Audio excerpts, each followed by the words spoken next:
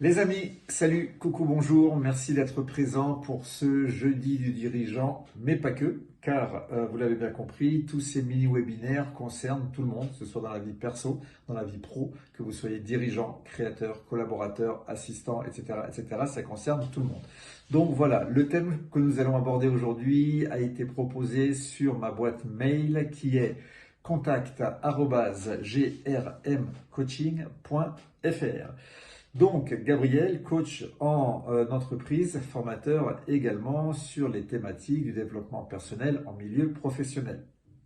Vous n'avez pas eu le temps de noter le mail? Attention, papier, stylo, je vais le répéter. Top! Contact@grmcoaching.fr. Donc, le sujet que nous abordons aujourd'hui, il est fondamentalement précieux à développer pour tout le monde. C'est la gestion des émotions. Donc, comprendre et maîtriser vos émotions, ce n'est pas seulement agréable, c'est une compétence stratégique qui va influencer vos performances, vos relations et surtout, c'est très important, vos prises de décision. Imaginez que vous êtes au travail, vous êtes leader, dirigeant, ce que vous voulez, manager, vous êtes en réunion et un collaborateur remet en question une décision que vous avez prise. Vous allez sentir une tension qui va monter tout de suite en vous. Votre cœur va s'accélérer, vos pensées vont se bousculer et vous sentez l'envie de réagir impulsivement, de lui rentrer dedans, entre guillemets, comme on dit. Donc que faites-vous? Eh bien, la majorité des gens vont réagir justement instinctivement, guidés par les émotions. Les personnes qui sont intelligentes avec leurs émotions, parce que nous parlons d'intelligence émotionnelle, ces personnes-là savent prendre un pas de recul. On va identifier les émotions, on va les comprendre et on va choisir consciemment et de façon très rapide la réaction. C'est exactement ce que nous allons voir aujourd'hui. Donc, pour l'intelligence émotionnelle, globalement, la première étape va être l'identification des émotions. Souvent, nous ressentons la colère, nous ressentons la frustration, l'inquiétude ou la peur, sans savoir les nommer clairement. Si vous ne nommez pas l'émotion, vous ne pouvez pas la gérer efficacement puisqu'elle n'est pas précisément identifiée. Donc, demandez-vous, que suis-je en train de ressentir exactement? Est-ce que c'est de la colère? Est-ce que c'est de la peur? Est-ce que c'est de la déception? Est-ce que c'est de l'agacement, de la frustration, etc., etc. Nommer précisément l'émotion vous permet de l'objectiver et de ne pas la laisser guider vos décisions. Deuxième étape, ça va consister à comprendre la source de cette émotion. Chaque émotion a un message. Derrière chaque émotion, il y a un besoin. La colère peut vous signaler que vos valeurs ou vos limites sont bafouées. La peur, quant à elle, elle peut vous indiquer un risque réel ou un inconfort face à l'inconnu. La frustration va révéler un écart entre vos attentes et la réalité.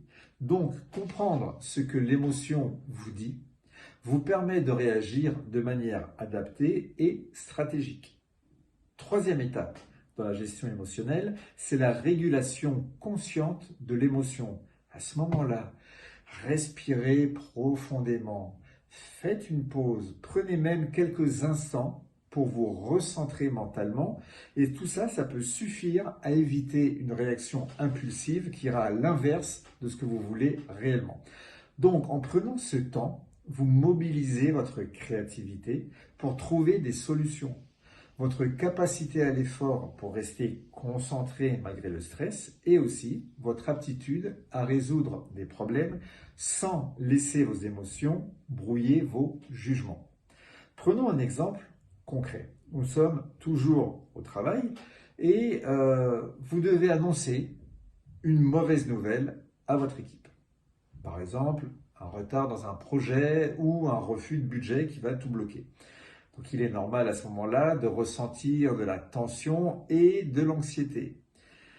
Mais si vous laissez ces émotions vous guider, vous risquez de paraître brusque ou injuste ou trop percutant. En revanche, si vous identifiez vos émotions, si vous comprenez leur origine et vous prenez un moment pour structurer votre communication, vous allez transformer cette émotion en outil puissant et utile. Vous allez renforcer votre crédibilité, votre autorité et votre confiance en vous. Autre aspect crucial, c'est la prévention émotionnelle. Les dirigeants performants, les collaborateurs performants, les personnes intelligemment performantes au niveau des émotions construisent leur quotidien pour éviter les réactions impulsives. Ça passe par des routines, par des pauses régulières, ça passe éventuellement par de la méditation, par du sport et même des moments de réflexion silencieuse, du retour à soi. Tous ces moyens développent votre adaptabilité, votre créativité et votre capacité à rester lucide face aux tensions. La gestion des émotions, ça ne se limite pas aux situations de crise. Elle est essentielle dans les interactions quotidiennes, des négociations avec partenaires, mais avec conjoints ou également avec des enfants, vos enfants, des discussions avec des collaborateurs, des prises de décision quand vous êtes un peu sous pression. Donc chaque émotion maîtrisée renforce votre confiance en vous et votre capacité à faire face à des situations qui sont complexes. C'est un véritable cercle vertueux. Plus vous gérez vos émotions efficacement et plus vous élargissez votre zone de confort et plus vous vous sentez capable d'affronter de nouvelles situations. Pourquoi? Parce que vous êtes fort d'un point de vue émotionnel. Donc, pour pratiquer concrètement, repensez à une situation que vous avez vécue où vous avez ressenti une émotion forte, très forte. Écrivez vos ressentis, mais écrivez-les réellement sur un papier. Écrivez sur un papier vos ressentis. Quelle émotion avez-vous ressenti? À quel moment? Et pourquoi, selon vous, elle était là? Et c'était celle-ci et pas une autre. Ensuite, notez ce que vous auriez pu faire pour la gérer de manière plus consciente si vous vous êtes emballé de façon impulsive. Définissez pour la suite une action que vous pouvez appliquer la prochaine fois que vous serez confronté à ça. Même un tout petit changement, s'il est répété régulièrement, va transformer progressivement votre rapport aux émotions. Enfin, souvenez-vous également que la maîtrise émotionnelle, elle n'élimine surtout pas l'émotion en soi, mais elle va l'intégrer intelligemment dans votre processus de prise de décision.